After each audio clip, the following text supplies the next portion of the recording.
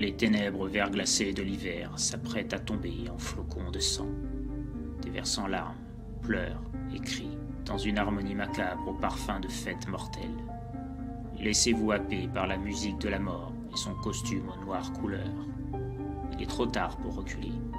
Préparez-vous à entrer dès maintenant au sein du royaume des contes sanglants de Noël. Crystal Lake, lieu mythique pour nombre de fans du cinéma d'horreur. Terrain de prédilection de l'un des tueurs les plus emblématiques du genre, à savoir Jason Voorhees.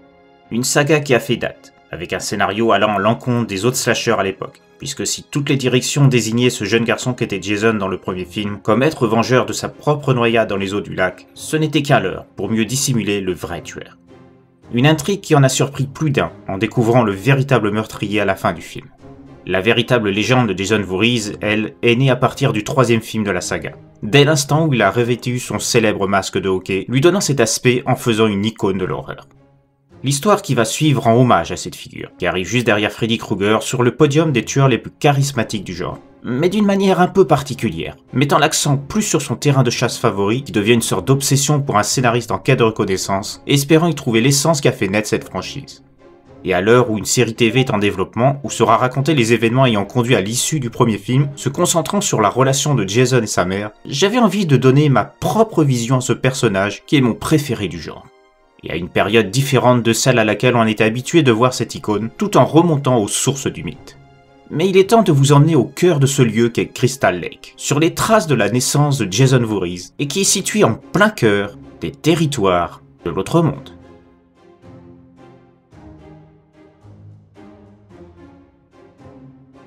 Un Noël à Crystal Lake. L'inspiration, l'imagination. Comment parvient-elle dans les cerveaux d'hommes, de femmes, d'enfants? Qu'est-ce qui crée l'étincelle parvenant à modeler des personnages, des univers, des lieux?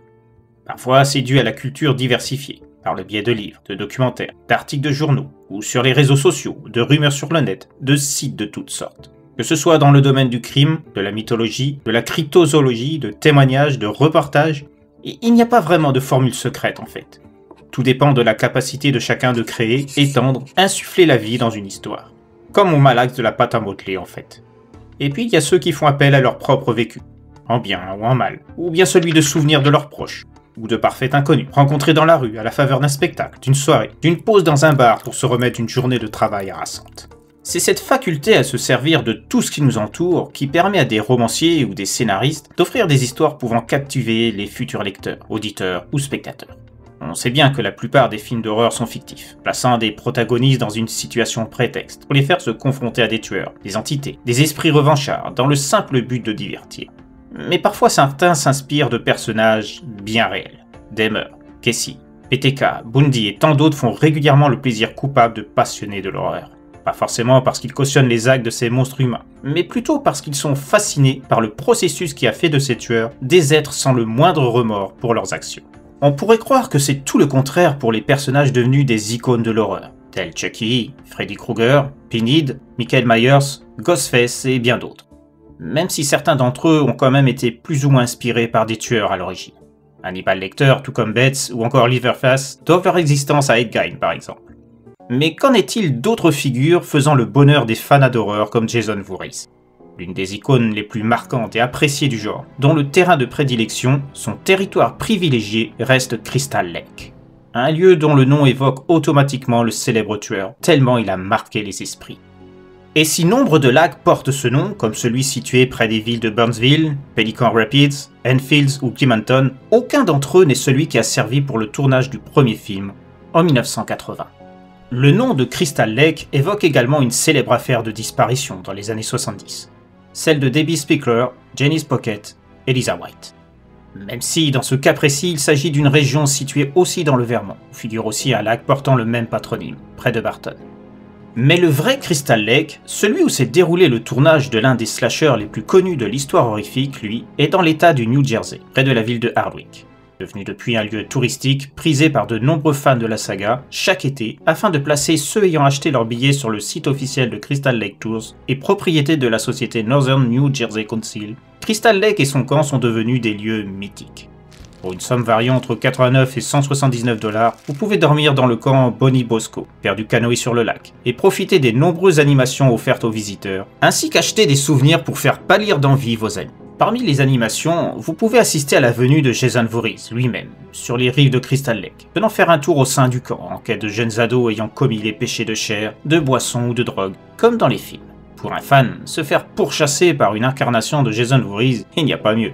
Même si chacun est conscient que ce n'est qu'un figurant, payé pour faire peur, avec le sourire, à ceux ayant donné leur argent dans le seul but d'avoir une frayeur le temps d'une nuit inoubliable. Mais ce que je vais vous révéler risque de vous faire changer d'avis sur la nature et l'inspiration de ce lac mythique et son camp tout aussi célèbre. Car ce qui vit là-bas est loin d'être une simple légende, une rumeur ou toute autre création issue du cerveau d'un scénariste d'Hollywood.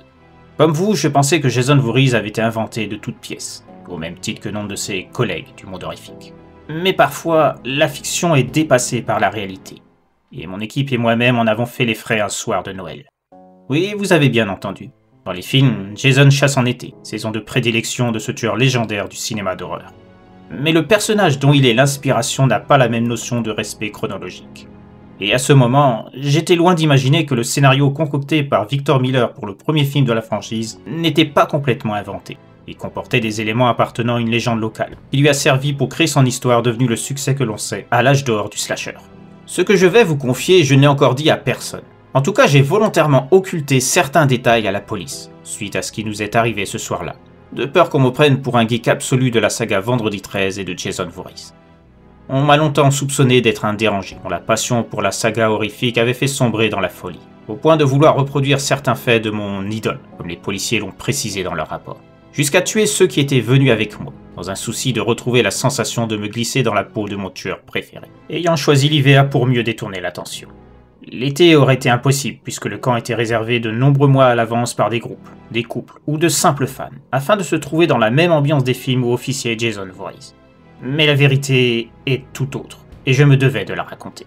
Ne serait-ce que pour soulager ma conscience et surtout révéler ce qui s'est vraiment passé cette nuit-là, le massacre qui s'y est déroulé, et la terreur qui s'est emparée de moi, et qui se trouve toujours blottie dans un coin de ma tête, rien que d'évoquer cet horrible cauchemar dont je suis le seul survivant. Ce n'est pas Jason que j'ai affronté à ce moment, mais bien pire. J'ai été confronté à celui dont il s'inspirait, et dont Victor Miller s'est bien gardé de révéler l'existence, sans doute par peur de créer un engouement trop important, et qui aurait pu nuire à la popularité du film par la suite, si tout le monde l'apprenait. Je pense également que si Miller a volontairement établi le contexte de son scénario en été, c'est justement pour que personne ne fasse le rapprochement avec la vérité entourant Crystal Lake, et l'aura meurtrière qui l'entoure chaque hiver. Depuis déjà bien des années et caché par les autorités de la ville, évitant toute fuite, pour ne pas risquer que l'activité touristique liée au corps en été pâtisse du fait que du sang est bel et bien enfoui dans la terre de Crystal Lake. Et celui-ci, ce n'est pas du cinéma. Ce n'est pas du liquide de synthèse fabriqué par des spécialistes du maquillage. Le sang qui s'y trouve est celui de victimes bien réelles, toutes tuées dans des conditions atroces, comme allaient me le montrer mes recherches après cette tragique nuit. Mais reprenons au début. Je vais vous raconter comment tout a commencé, et de quelle manière je suis devenu le suspect numéro 1 d'un carnage sans équivalent dans l'histoire de Crystal Lake. Ça s'est passé il y a 2 ans de ça. Avant toute chose, je dois préciser que je suis scénariste, même si mon CV se limite à 2 petits films de série B qui sont directement sortis en DVD et en VOD, j'ai cet amour du genre qui ne m'a jamais quitté depuis que je suis gosse. Je pense que ça vous surprendra pas vraiment au vu de ce que je vous ai dit précédemment. Mais mon premier film d'horreur que j'ai eu l'occasion de voir, c'est Vendredi 13. À l'âge de 16 ans. Le petit plus qui me fait penser que j'étais peut-être destiné à vivre la tragédie qui allait me tomber dessus, c'est que je suis né en 1980, l'année où le film est sorti. Et un hasard n'arrivant jamais seul, je suis sorti du ventre de ma mère le jour de la première du long métrage. Pas à la même heure, je vous rassure. Si ça avait été le cas, ça aurait quand même été encore plus étrange. À la suite de cette découverte qui allait me marquer à jamais, je me suis goinfré les années suivantes de films d'horreur de toutes sortes. Que ce soit des classiques, comme ceux étant tombés dans l'oubli du vide intersidéral de la mémoire collective. Même des spécialistes les plus avisés officiant sur des sites dédiés à l'histoire du genre. C'est pour vous dire à quel point j'étais avide de sang versé, de tripes sorties du corps et autres joyeusetés s'affichant sur un écran, petit ou grand. J'ai vu beaucoup de nanars, du style de ceux qu'on n'ose pas avouer avoir vus, et il y en a un paquet que je préfère ne pas énoncer. Tellement ce serait leur donner l'importance qu'ils ne méritent pas. Mais à côté de ça, il y en a aussi qui sont des références à la matière, dont un grand nombre de chefs-d'œuvre. De Carnival of Souls, un de mes préférés, à Psychose, L'Exorciste, Rosemary's Baby, Les Frissons de l'Angoisse ou encore L'Au-delà de Lucio Fulci. De très loin le meilleur film du réalisateur italien et qui figure dans le trio de tête de mon palmarès personnel de l'horreur. Une passion qui m'a amené à vouloir créer moi aussi des histoires. Et de fil en aiguille, après un passage dans une école dédiée, je suis devenu scénariste. Bon, j'étais conscient que j'étais encore loin d'avoir le niveau des grands auteurs de l'histoire de l'horreur.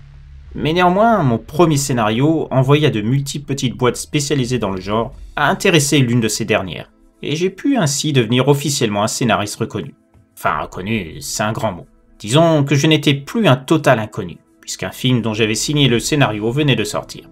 Sans doute pas le film du siècle, mais dont les chiffres de vente ont suffisamment satisfait les producteurs et qui a obtenu des notes plus que correctes sur les sommités que sont Rotten Tomatoes et IMDb, et me permettant de vendre mon deuxième scénario à un prix plus élevé que le premier.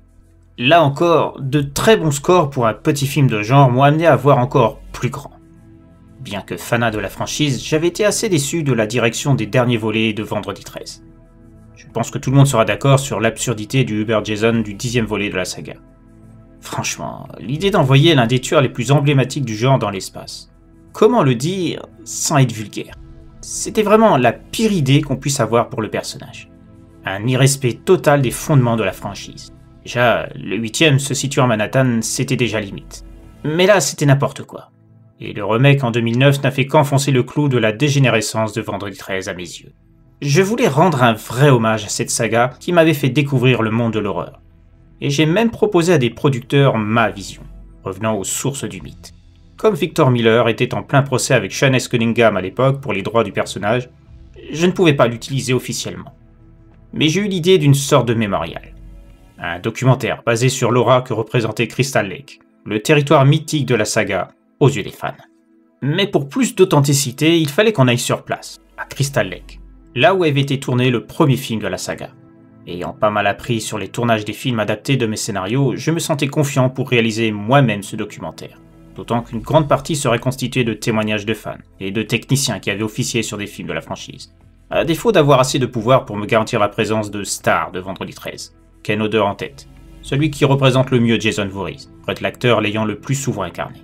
Mais je gardais espoir de pouvoir l'approcher ou le contacter pour l'associer au projet.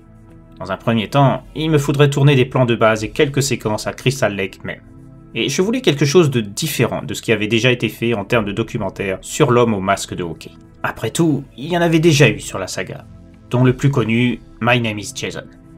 Mais celui-ci était sorti en 2009 et commençait à dater un peu, d'autant que je voulais une atmosphère à part. Le fait de ne pouvoir obtenir l'autorisation de tourner en été sur place à cause de la vague touristique rapportant des bénéfices conséquents à la société géante Crystal Lake fut une aubaine pour moi, qui cherchais un cadre à part pour ce nouveau documentaire. Placer les fêtes de Noël en fond pour parler de Vendredi 13 et Jason Voorhees, c'était suffisamment audacieux pour inciter la société à accepter de me laisser tourner exceptionnellement durant cette période, en retour d'un pourcentage sur les futures recettes du film, s'ajoutant à la somme astronomique demandée pour l'autorisation de filmer au cœur de Crystal Lake et du camp reconstitué. J'ai dû insister un peu auprès de la maison de production ayant accepté de financer le film, trouvant cette somme exagérée. Mais après plusieurs négociations et quelques coups de fil à la dite société, acceptant de revoir son prix à la baisse, mais un pourcentage plus important, je pus finalement monter mon équipe. Et tous ensemble, nous partîmes avec notre matériel à Crystal Lake quelques jours avant Noël. Je sais que ça va vous paraître cliché, mais je n'invente rien. À peine arrivé à Hardwick, la ville proche de Crystal Lake, alors que l'équipe et moi on s'était arrêtés pour se restaurer dans un petit fast-food local, on était abordés par un vieil homme qui semblait s'être fait couper les cheveux l'année de l'indépendance américaine, tellement ils étaient longs et clairement sans entretien depuis au moins aussi longtemps. Le genre de pecno qu'on voit au début des films d'horreur pour prévenir d'un danger. Un des membres de l'équipe a même ironisé en le voyant se diriger vers nous dans ce sens, pariant que l'épouvantail qui arrivait allait sûrement nous dire de ne pas aller à Crystal Lake. Et bingo, ça a pas loupé. Le gars nous disait effectivement que c'était une mauvaise idée d'aller là-bas à cette période de l'année. Je lui disais que Jason Voorhees ne nous ferait rien. En hiver, il devait hiberner. Ce qui fit rire les autres membres de notre petite assemblée. Mais pas le vieux. Celui-ci nous disait que ce n'était pas de Jason Voorhees dont on devait se méfier. Ce n'était qu'un personnage créé pour le cinéma. En revanche, il y avait autre chose à Crystal Lake. Et l'hiver était la saison où il sortait. Personne dans la région ne se rendait là-bas à cette période, pour ne pas prendre le risque de tomber sur cette chose, quoi qu'elle soit. Les rares à l'avoir vue ont décrit quelque chose d'inhumain, dont le visage n'avait rien de normal. Des vêtements en lambeaux, détrempés, comme semblant sortir du lac. des côtes visibles où pendaient parfois des morceaux de chair, et un signe distinctif, une sorte d'uniforme scolaire comme en portent les étudiants avec les lettres JV sur le côté gauche. Les initiales de Junk Valley, du nom d'une des confréries officiant au sein de la Hardwick University, qui existait autrefois. Il y avait des rumeurs à l'époque qui disaient que leurs membres pratiquaient la magie noire, et qu'un soir, plusieurs d'entre eux se sont installés au camp de vacances. Parmi eux, il y avait une nouvelle recrue, ou plutôt un bisu tel qu'il était désigné, accepté chez eux uniquement parce qu'il leur servait plus ou moins d'esclave à tout faire. Le garçon était atteint du syndrome de Down, et avait plusieurs malformations au visage. Son œil gauche était plus bas que le droit, et sa bouche ne pouvait s'ouvrir complètement. Ses oreilles étaient également à des hauteurs différentes l'une de l'autre, et avaient des difficultés à parler. Le recteur de l'université pensait que le fait qu'il soit intégré à une des confréries, en contact permanent avec des camarades, l'aiderait à s'épanouir et échapperait au regard des autres élèves. Mais il avait mal choisi la confrérie. Bien que son dirigeant eût assuré que Jim, le prénom du garçon, serait bien traité, il avait menti. Voyant l'opportunité d'avoir un petit toutou obéissant, prompt à faire les tâches les plus ingrates, à l'abri des regards de tous, car au sein de la confrérie, qui n'abritait que des petites merdes, selon les termes du vieux, n'ayant aucune compassion pour les personnes défavorisées par la nature. C'était l'hiver, et Jim avait voulu traverser le lac gelé, sans doute fasciné par le fait de marcher sur l'eau. Et les autres membres, ayant été rejoints un peu après par les membres d'une sororité de la même université, ne se sont pas occupés de lui, sans penser à dire à Jim de ne pas aller trop loin, au cas où la glace serait trop mince. La glace céda à l'endroit où s'était rendu le garçon, et il s'est noyé. Son corps n'a été retrouvé que le lendemain matin, flottant sur l'eau, près des berges du lac, la glace ayant fini de fondre durant la nuit, due à une saison étonnamment douce pour cette période de l'année. Voulant éviter des problèmes avec sa mère qui faisait partie du conseil de l'université et avait fait confiance elle aussi à la confrérie, cachant le corps aux filles de la sororité et l'emmenant dans une cabane vide de tout occupant, 4 des membres pratiquèrent un rituel pour ramener le garçon à la vie. Mais si celui-ci a bien été ressuscité, il est revenu différent, se mettant à massacrer toutes les personnes dans le camp.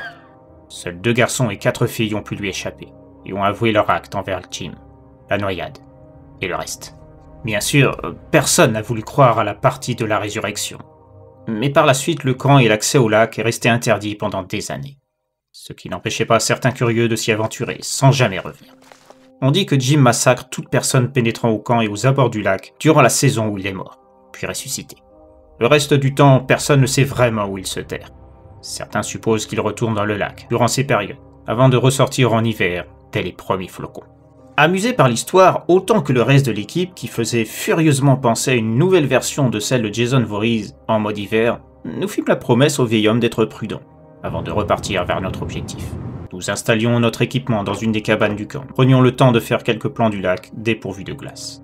À se demander si on était vraiment en hiver, si ce n'était la neige alentour se fixant sur les arbres, l'herbe et la terre des lieux, et recouvrant les toits des chalets d'habitation. Pendant les 2 jours qui suivirent, nous profitions du temps relativement doux pour tourner le maximum de séquences, suivant le programme préétabli, avant de nous prendre une petite journée de détente pour décorer les chalets.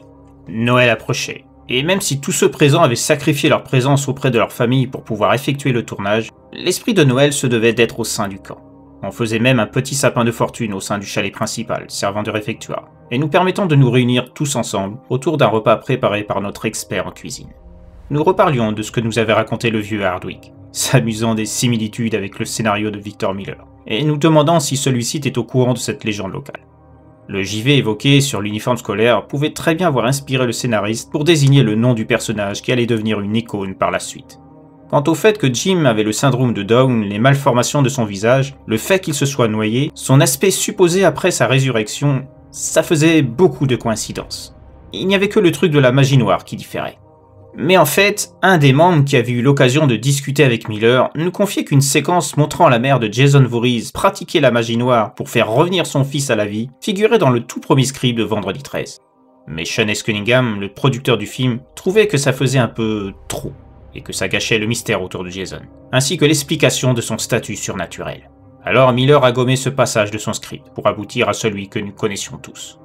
Après un long moment encore à discuter, tout le monde se dirigeait vers son propre chalet pour la nuit, oubliant pour un temps la légende de Jim et son lien avec Jason Voorhees. En pleine nuit, je fus réveillé par des cris de terreur intenses, venant de l'un des chalets. Effrayé et curieux de savoir ce qui pouvait bien pousser l'un des membres à crier de cette manière, je m'habillai rapidement et me précipitai au dehors. Bien que pensant qu'il ne s'agissait vraisemblablement que d'un cauchemar dû au contexte des lieux, je devais m'assurer que rien de grave n'était arrivé. Mais rien. n'aurait pu me préparer à ce que j'allais voir. Bientôt, de nouveaux cris se firent entendre, tous aussi horribles et remplis d'une peur immense, et venant d'un autre chalet. Les autres cris s'étaient tus. La première alerte fut de voir l'état de la porte du chalet d'où venaient les nouveaux cris. Je m'étais décidé à aller dans cette direction, me disant que je pourrais vérifier plus tard ce qu'il en était dans l'autre chalet.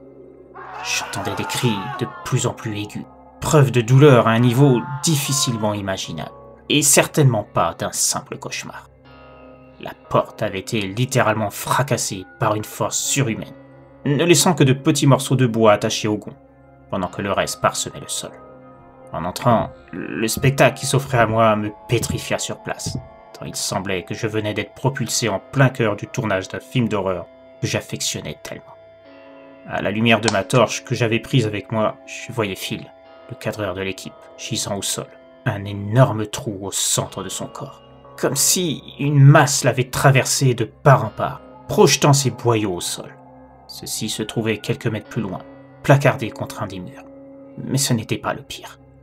Je voyais une silhouette encore indéfinie du fait de la pénombre soulever un corps devant lui. Il n'y avait plus de cris. Mais j'entendais nettement le bruit d'eau se craquelant, de chair qu'on arrache, du style qu'on entend dans tout film d'horreur. Sauf que là, il n'y avait aucun trucage. Il fallut que je voie la tête de Mel rouler à mes pieds pour que je sorte de l'état d'immobilité dans lequel j'étais plongé. Aussitôt, je braquai ma torche vers la silhouette qui tenait toujours en main le reste du corps de ce pauvre mec. Au même moment, l'inconnu se retournait, et là, j'avais l'impression d'entendre le vieux Hardwick me remémorer l'aspect physique du fameux Jim dont il nous avait relaté l'histoire. Le même visage, le même état de corps délabré, suintant d'eau par endroits, comme s'il venait de sortir du lac.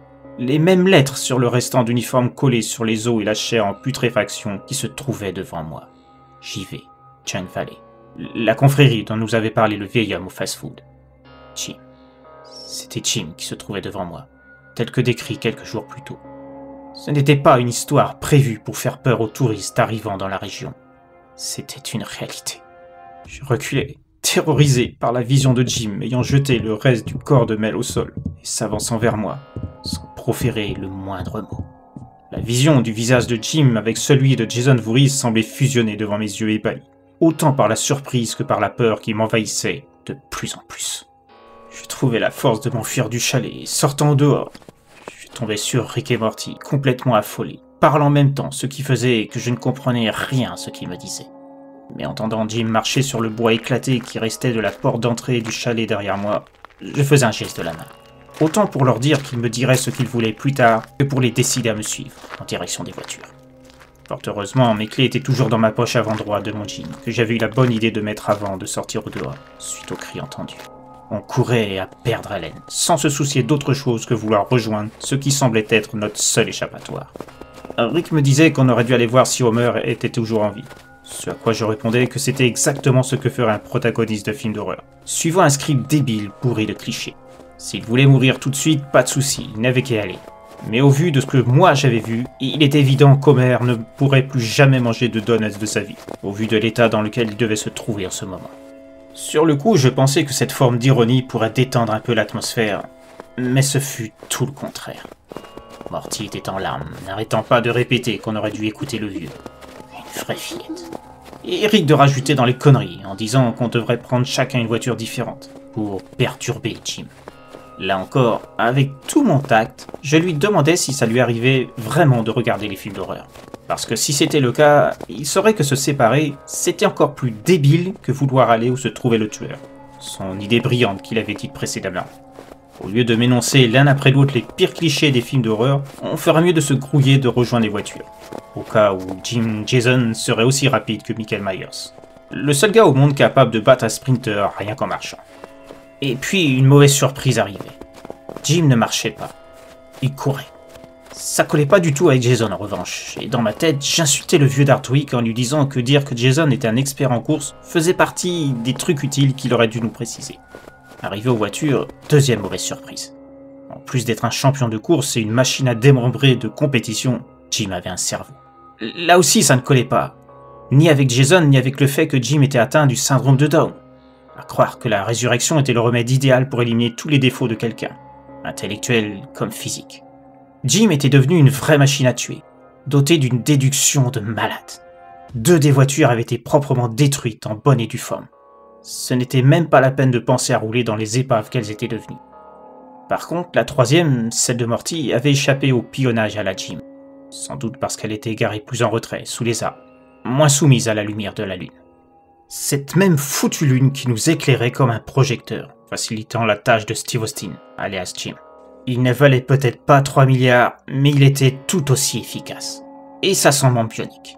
Mais au contraire, des jambes composées de chair pourrie et d'os décalcifiés. En temps normal, j'aurais applaudi à 2 mains les bienfaits de la résurrection, vu ce qu'elle procurait. Mais là, je pensais surtout à sauver ma peau. J'eus le réflexe de crier à Morty de me lancer ses clés de voiture pour nous faire gagner du temps, et sans me poser de questions. En rappelant que moi j'étais devant et que donc potentiellement j'avais plus de chances d'arriver en premier à la voiture, la faire démarrer et leur permettre de s'engouffrer dedans juste à temps pour qu'on se barre et qu'on échappe aux concasseurs humains qui se rapprochaient.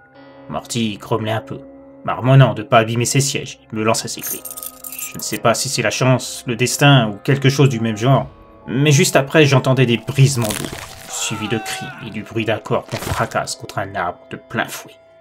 2 minutes plus tard, j'entendais les cris de Morty avec les mêmes bruits similaires. Pas le temps de me retourner pour voir ce qu'il en était. De toute façon, au vu des cris et des impacts entendus, c'était évident que Rick et Morty étaient passés dans une autre dimension. Je n'ai pas réfléchi plus. Arrivé enfin à la voiture, je m'installai derrière le volant. Et malgré mes doigts qui composaient la chevauchée des Valkyries en do majeur, tellement ils tremblaient, je parvenais à faire démarrer le moteur. Alors que le fils de Hulk commença à défoncer le coffre avant de s'attaquer à la portière avant, côté passager. Vous savez ce que ça fait le cri d'un ténor dans un opéra ? Je crois que j'ai fait le même en voyant Super Jimmy arracher la portière, s'accrochant et tenter de rentrer dans la voiture, alors que j'étais déjà en train de rouler. J'ai eu le réflexe de diriger la bagnole vers un arbre sur la droite et écraser la masse qu'était Jim dessus. Je n'ai pas pris la peine de vérifier si ça l'avait rétamé ou non. J'ai foncé droit devant moi, me dirigeant vers Atwick, où j'ai signalé ce qui était arrivé à la police locale. Ça m'a pris du temps pour arriver à leur faire comprendre que je n'étais pas bourré, et que mon équipe de tournage venait de se faire massacrer par leur légende du coin. Ces abrutis ont pris tout leur temps pour vérifier qui j'étais, et le réseau internet merdique n'a pas arrangé les choses. Pour finir, le lendemain matin, ils se sont décidés à aller voir sur place, et ils n'ont pu que constater le massacre. Jim n'était visible nulle part, et je doutais que quelques flics l'inquiètent, vu le festival qu'il avait pratiqué cette nuit. Mais parmi les détails omis par le vieux concernant Jim, j'ai appris par la suite que ce dernier n'agissait que la nuit. Et comme les policiers ont tout fait pour ralentir les choses et me croire, j'ai toujours le soupçon qu'ils l'ont fait sciemment, pour éviter de se retrouver face à Jim, même s'ils ne l'avoueront jamais. Au lieu de ça, j'étais le coupable idéal à leurs yeux. Un névrosé psychopathe, caché dans la peau d'un scénariste aigri.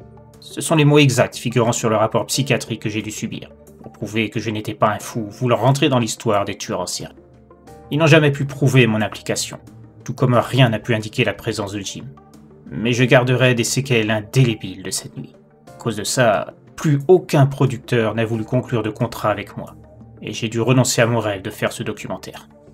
Néanmoins, je ne renonce pas à mon désir de réaliser un film, réunissant des fonds là où je peux. Mais aux yeux d'Hollywood, je suis un tueur qui a réussi à berner la police en faisant croire à l'existence d'un monstre, créé par mon cerveau malade. Bien sûr, j'ai tenté de défendre ma position, et j'ai réussi à trouver des personnes qui me croient. Mais il reste toujours un doute pour beaucoup que je suis le seul vrai tueur de cette nuit-là. Comment je pourrais inventer un truc pareil ? Et surtout, comment j'aurais pu tuer mon équipe aussi froidement ? Et de cette manière ? J'ai vu les photos des cadavres de Mel, Phil et les autres. Même en passant des corps dans un hachoir géant, on n'arriverait pas à ce résultat. Alors moi... Et pourtant... Je commence à avoir moi aussi des doutes sur ce qui s'est passé réellement cette nuit-là depuis quelques jours. Depuis que j'ai trouvé dans un des tiroirs de mon appartement un vieil uniforme d'université, avec les lettres JV dessus. Je ne sais plus quoi penser. Est-ce que Jim existe vraiment ? Ou est-ce que c'est moi, Jim, mon cerveau m'ayant fait croire tout le reste, réinterprétant toutes les scènes dont j'ai cru être simple spectateur ? J'ai besoin d'aide pour comprendre qui je suis réellement. Car en ce moment, dans ma glace de salle de bain, je vois Jim qui me sourit. Vendredi 13 est l'un des premiers films d'horreur que j'ai vu. Pas le tout premier, qui est Le Cauchemar de Dracula, suivi peu après de La Nuit des Morts Vivants et Massacre à la tronçonneuse. Mais c'est clairement celui qui m'a le plus marqué durablement, au point qu'aujourd'hui encore, Jason Voorhees reste le personnage de l'horreur à qui je voue un quasi-culte. Pourquoi ? Je ne sais pas trop en fait. Sans doute cette aura de mystère qui se trouve autour de lui. Il n'a jamais été clairement expliqué quelle est la nature exacte de Jason Voorhees. Pourquoi et comment il est revenu à la vie après s'être noyé. Si sa motivation de tuer reste liée à la mort de sa mère, ou certains éléments montrent qu'il a assisté à celle-ci, caché dans l'ombre, le reste fait partie des nombreuses spéculations sur les origines de sa résurrection, de sa force et de son immortalité. Même si à plusieurs reprises, le monstre qu'il est devenu, dont l'état physique ne cesse de se dégrader de film en film, du fait des nombreuses confrontations dont il est l'objet, meurt régulièrement, ce n'est que provisoire. Il est une sorte d'incarnation du mal, impossible à détruire complètement, et se présentant comme une sorte de défenseur des bonnes conduites, un bourreau envoyé par l'enfer pour punir ceux qui font de mauvaises choses. Pour beaucoup, c'est vraiment ce qu'il est, s'attaquant à des ados avides de sexe, de drogue et autres éléments contraires à la bonne morale que lui a inculquée sa mère. La relation même avec cette dernière est ambiguë, au même titre que celle reliant Norman Bates avec la sienne dans la saga Psychose. On sait que Jason lui voue une admiration sans borne, jusqu'à l'obsession, et sa mort lui a fait perdre totalement le peu d'humanité qu'il avait en lui. L'histoire que vous venez d'entendre était aussi une sorte de clin d'œil à la création. Romanciers, scénaristes, auteurs d'art divers, tous utilisent des références réelles, à un moment ou à un autre, pour mettre au point leur univers. Et parfois la frontière entre fiction et réalité est très mince, pouvant pousser certains à sombrer dans la folie, en ayant franchi la barrière séparant les deux mondes. Tout comme l'a fait le protagoniste de mon histoire, où je me suis amusé à imaginer d'autres origines au personnage de Jason Voorhees à travers Jim, montrant à quel point une légende locale peut exacerber l'imagination d'un créateur, jusqu'à ce que son cerveau mélange et réinterprète réalité et fiction, et fasse de lui la conséquence de ses idées macabres. Mais il est temps de vous laisser, et de vous dire à très bientôt pour une nouvelle histoire de l'autre monde. Comme indiqué en début de vidéo et dans l'onglet communauté de la chaîne précédemment, cette vidéo est l'occasion de vous offrir un beau cadeau Noël, tout en restant dans l'esprit vendredi 13. Un cadeau se composant de 5 parties et qui récompensera 5 d'entre vous. Juste après les 5 questions qui suivront ce message, vous verrez les lots de ce concours. Je tiens à remercier à nouveau les 4 personnes qui m'ont aidé à financer ces lots d'une valeur de 98 €. Émilie, Christian, Pénélope et Solène. Sans eux, ce concours n'aurait pu se faire.